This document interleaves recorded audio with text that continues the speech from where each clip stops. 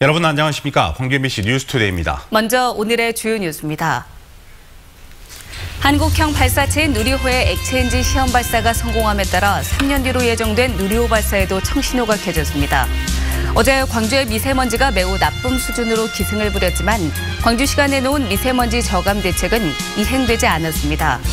귀농 귀촌을 꿈꾸는 예비 농민들이 농사지을 땅을 쉽게 구할 수 있는 온라인 맞춤형 정보 제공이 호응을 하고 있습니다. 한반도 최대 규모의 폐총으로 평가되는 해남 군곡리 폐총에서 중국, 일본 등과 해상 교류한 사실을 보여주는 유물들이 출토됐습니다. 우리나라가 한국형 발사체 개발의 핵심인 75톤급 액체엔진 독자 개발에 성공했습니다. 어제 고흥나로 우주센터에서 시험 발사체 발사가 성공적으로 이루어졌습니다. 최우식 기자입니다. 고흥나로 우주센터. 연료와 산화제 주입까지 모두 마친 시험 발사체가 하늘을 향해 발사대에 고추 세워져 있습니다. 11월 28일 16시 발사 시각이 다가오면서 긴장감이 고조됩니다. 드디어 발사 카운트다운이 시작되고 엔진 점화. 75톤급 액체 엔진이 점화되자 길이 25.8m, 무게 52.1톤의 시험 발사체가 굉음과 함께 불기둥을 내뿜으며 서서히 그리고 힘차게 솟아오릅니다. 발사 후 곧바로 음속을 돌파한 시험 발사체가 이내 시야에서 사라집니다. 발사대를 떠난 시험 발사체는 정확히 151초 동안 정상 연소됐고 전체 429km를 탄도 비행한 다음 제주도와 오키나와 사이 공해상에 떨어졌습니다. 우리나라가 발사체 엔진 독자 개발에 성공했음을 확인하는 순간입니다.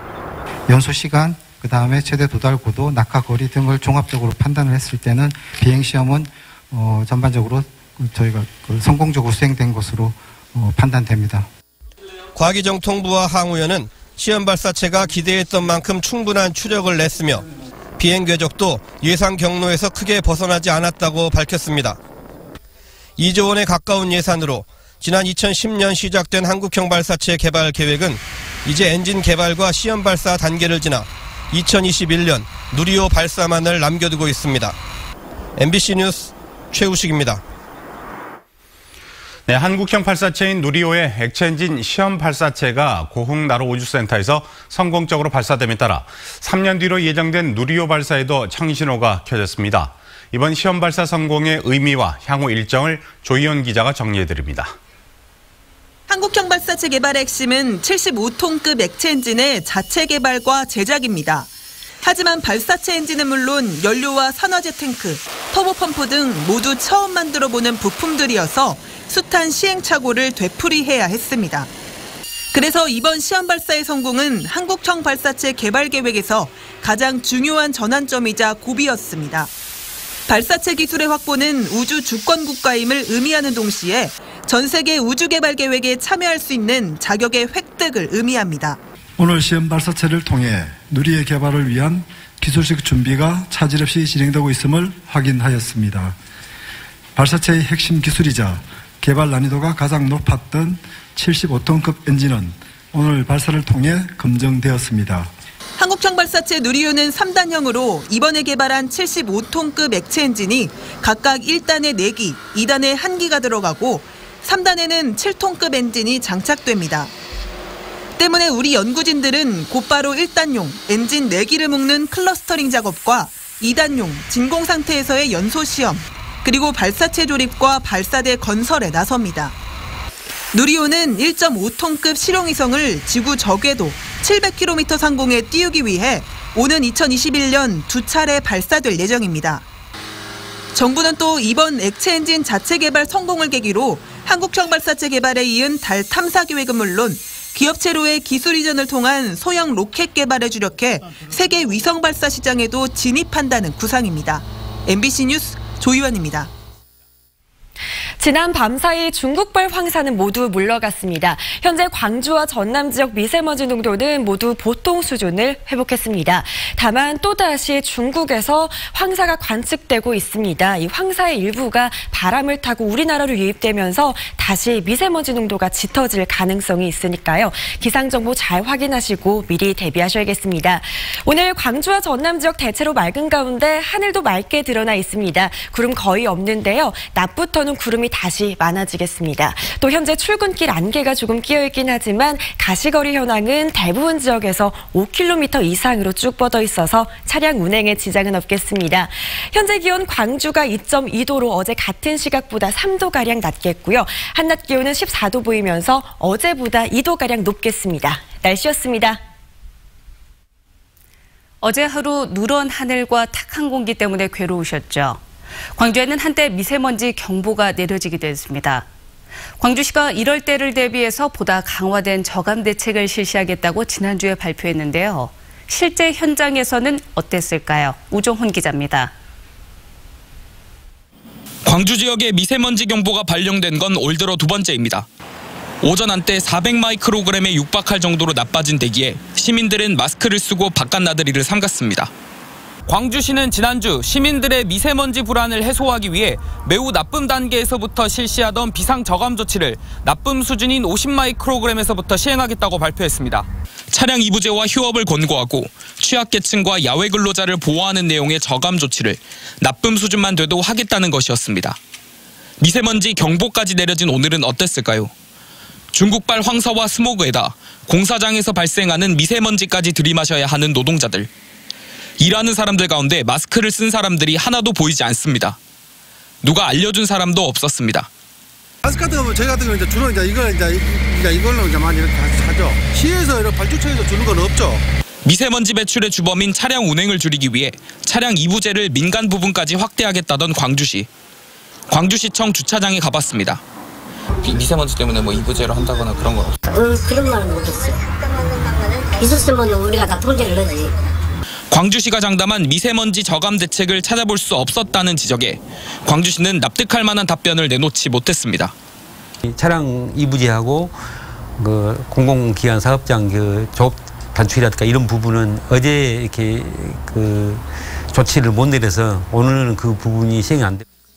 미세먼지 걱정을 늘 끼고 살아야 하는 시민들은 건강 걱정이 이만저만이 아닙니다. 불안을 덜기 위해서는 광주시의 마음만 급한 미세먼지 저감 대책이 말로만 그치는 것은 아닌지 보다 세밀하고 피부에 와닿는 실행력이 필요합니다. MBC 뉴스 우종훈입니다. 입으로 들어오는 미세먼지보다 코로 들어오는 미세먼지가 훨씬 위험하다는 실험 결과가 발표됐습니다. 코로 들어온 미세먼지가 폐에 잔뜩 쌓인 뒤 몸 전체로 퍼지는 움직임이 영상으로 포착됐습니다. 고병권 기자입니다. 날로 심해지는 미세먼지에 대한 불안감으로 마스크 착용은 이제 필수처럼 여깁니다. 마스크 없이 미세먼지를 들이마셨을 때 몸 안에서는 어떤 일이 생길까? 디젤 엔진에서 나오는 미세먼지 샘플을 코로 들이마시게 한 쥐를 해기학 영상 장비로 촬영해 체내 미세먼지 이동 경로를 추적했습니다. 기도를 통해 폐로 들어간 미세먼지는 이틀이 지나도 60%가량 그대로 남아 있었습니다. 폐의 체내 순환작용을 통해 미세먼지가 몸 전체로 퍼져나가는 현상도 관찰됐습니다. 폐로 들어간 미세먼지는 간과 신장 등 다른 장기에까지 영향을 미치는 것으로 확인됐습니다. 폐에서 미세먼지가 눈에 보이지 않을 정도로 배출되기까지는 일주일 넘게 걸릴 것으로 예측됩니다. 폐에 상당히 오랫동안 이렇게 잔류해서 남아서 체내에 굉장히 오랫동안 영향을 미칠 수 있을 것이라 생각이 됩니다. 코와 달리 입을 통해 식도로 들어간 미세먼지는 위를 거쳐 다른 장기에 거의 영향을 주지 않고 이틀 만에 배출됐습니다. 미세먼지를 입으로 마실 때보다 코로 흡입할 때 인체에 더 치명적이라는 겁니다. 몸 안에 들어온 미세먼지의 장기별 분포와 배출 경로를 시각화한 연구는 이번이 처음으로 미세먼지 노출에 따른 각종 질병의 발병 원인을 규명하는 데 도움이 될 전망입니다. MBC 뉴스 고병권입니다. 양금덕 할머니를 비롯한 근로정신대 피해자들이 일본 미쓰비시 중공업을 상대로 낸 손해배상 소송의 대법원 최종 선고가 오늘 이뤄집니다. 대법원은 오늘 오전 10시 1호 법정에서 양할머니를 비롯한 근로정신대 할머니 4명과 유족 1명 등 5명의 원고 간의 손해배상 소송을 선고할 예정입니다.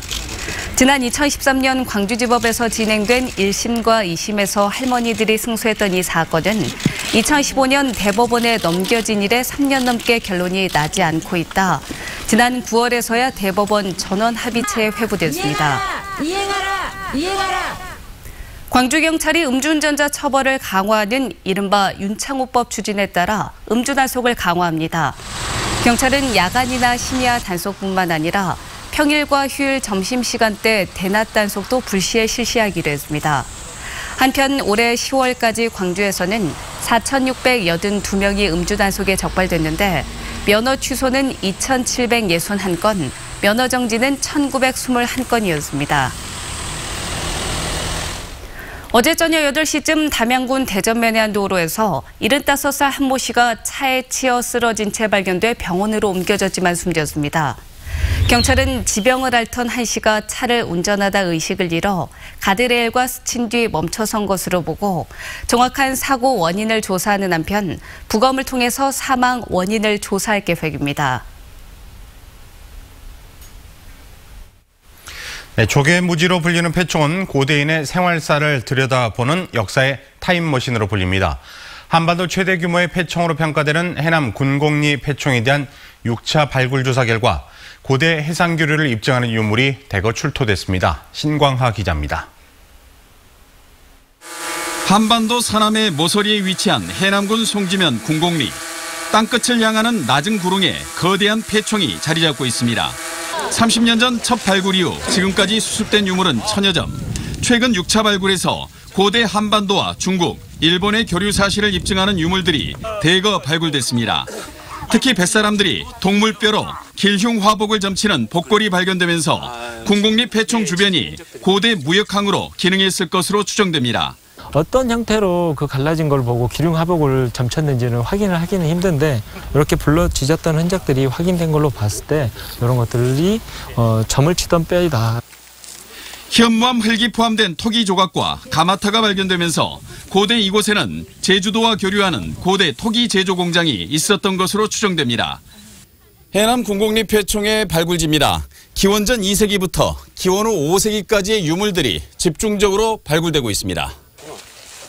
특히 유리구슬과 용범이 동시에 발견돼 해상 세력을 통해 철기를 받아들인 해상 세력 존재 가능성이 제기되고 있습니다. 바닷길을 통해서 철기 문화가 전달됐다는 증거들이 나왔기 때문에 이 해를 통해서 철기 문화가 유입됐다 이런 걸 알 수 있었습니다. 문화재청과 해남군은 사적이 지정된 군곡리 패총 일원 8만 제곱미터를 대상으로 종합 정비 계획을 수립해 보존할 예정입니다. 어떻게 해서 여기서 이런 많은 유물들이 발견됐는지 또 그런 항이 있었는지 이런 거 중장기적으로 좀 저희들이 조사를 해야 된다 이렇게 생각을 합니다. 고대 해상교류사와 생활사 연구를 위한 타임머신으로 불리는 군곡리 패총의 추가 발굴과 보존, 활용 방안 마련이 시급합니다. MBC 뉴스 신광하입니다. 광주시가 아시아 문화중심 도시 조성을 위한 2020년 실시 계획으로 총 45건의 사업을 확정했습니다. 세부 내용을 보면 광주역 아시아 문화의 관문역 조성 등 신규 사업 14건과 아시아 문화예술 활성화 거점 프로그램 운영 등 계속 사업 31건입니다. 실시 계획이 이달 안에 문화체육관광부에 제출되면 부처 협의와 검토를 거친 후 내년 3월 31일까지 승인됩니다. 광주FC가 1부 리그 승격 도전에 실패했습니다.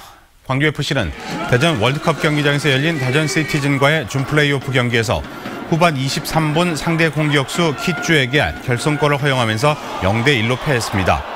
광주FC는 후반전 추가 시간까지 상대를 거세게 밀어붙였지만 골을 얻어내지는 못했습니다. 이로써 광주FC는 1부 리그 승격 도전에 실패했고 내년에도 2부 리그에서 경기를 하게 됐습니다.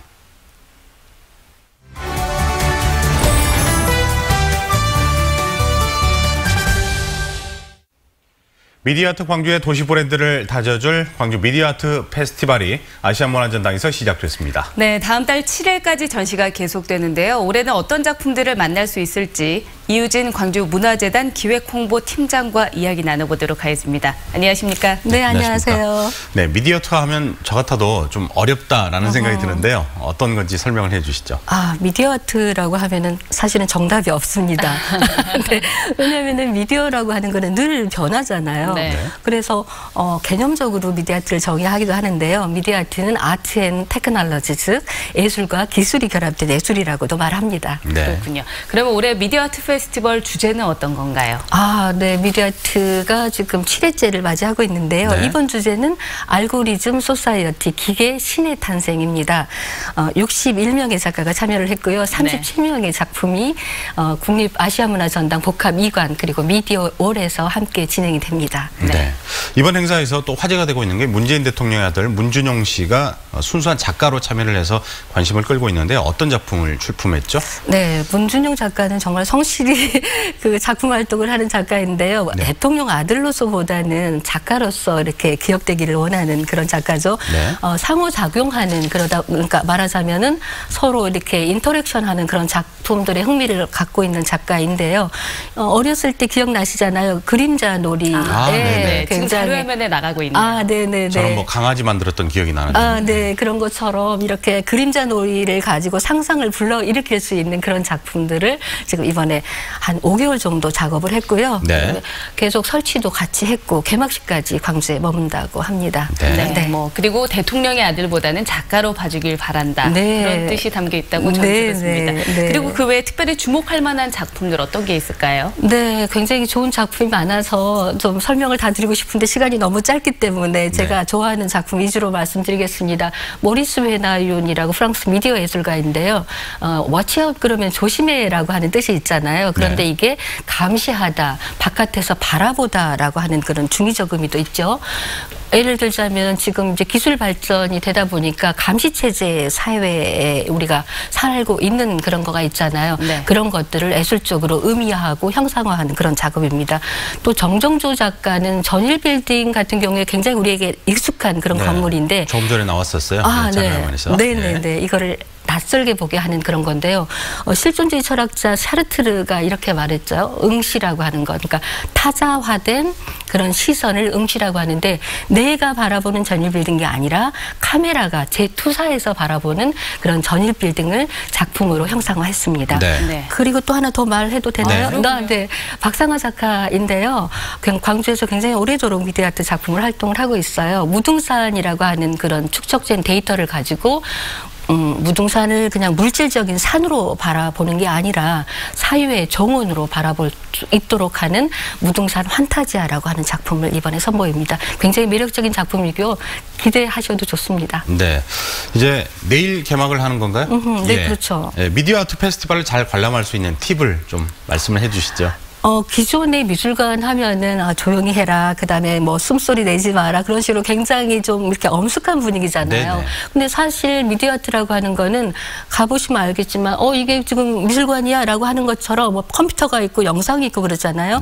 스크린 터치를 한다거나 움직이는 것 자체, 그 행위 자체가 미술 아트가 되는 참여형 작품이 굉장히 많기 때문에 충분히 즐기다 보면은 한 발 한 발 미디어 아트 매력으로 빠지실 겁니다. 이번 지금 전시 주최 주간 말씀드려도 되죠? 네. 광주시 그다음에 국립 아시아문화전당에서 주최하고요. 광주문화재단 아시아문화원에서 주관합니다. 12월 7일까지고요. 네, 2018년 광주 미디어 아트 페스티벌의 매력에 푹 빠져보시기를 바랍니다. 네, 입체적인 관람이 되지 않을까 이런 생각이 듭니다. 네. 오늘 나오셔서 고맙습니다. 네, 감사합니다. 감사합니다. 네.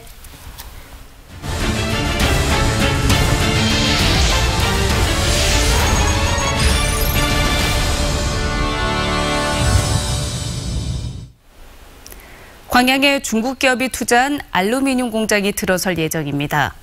하지만 관련 업계는 국내 시장 잠식을 우려하고 있고 주민들도 환경오염을 걱정하며 입주 반대를 위한 청와대 국민청원에 나섰습니다. 박민주 기자입니다.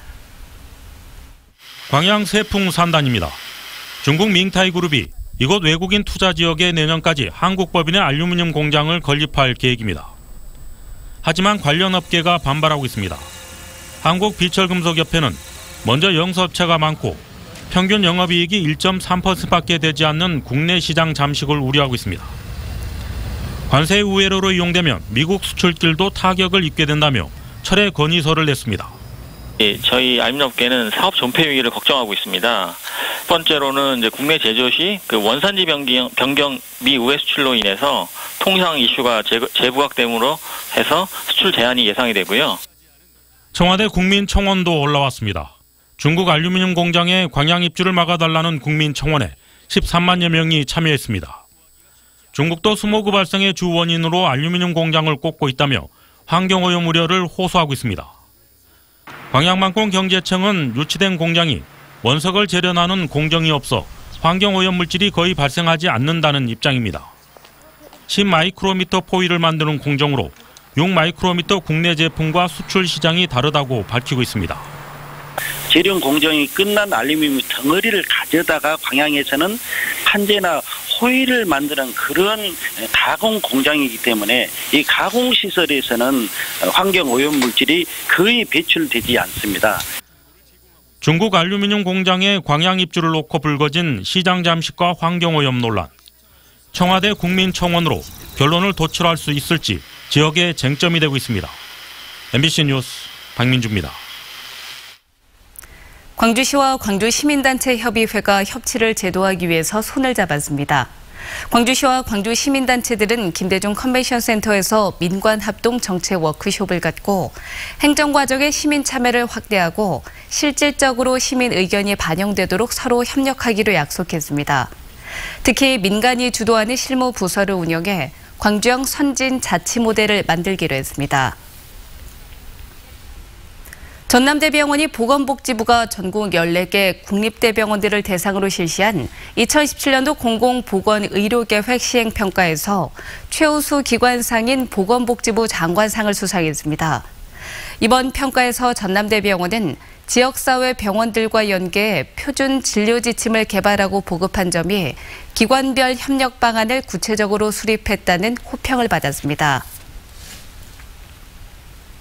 무안에서 러시아 블라디보스토크 노선 간 정기 여객기 노선이 개설됐습니다. 취항식을 가진 에어필립 50인승 여객기는 어제 오후 1시 40분 무안을 출발해 러시아 블라디보스토크로 첫 비행에 나섰습니다. 무안 블라디보스토크 간 여객기는 수요일, 금요일, 일요일 운항하며 걸리는 시간은 2시간 30분입니다.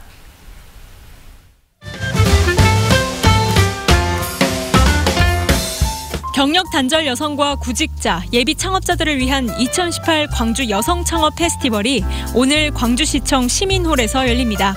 배우 삼이자와 함께하는 토크쇼, 창업 컨설팅 등이 마련되고요. 직업 능력 교육 프로그램의 작품 전시와 커피 바리스타, 피부 관리 등 체험도 가능합니다. 12월부터 신안 바다에서는 요트 위에서 해질녘 노을을 감상할 수 있게 됩니다. 신안군이 5천만 평의 바다 정원에서 즐길 수 있는 세일 요트 낙조 투어를 출시했는데요.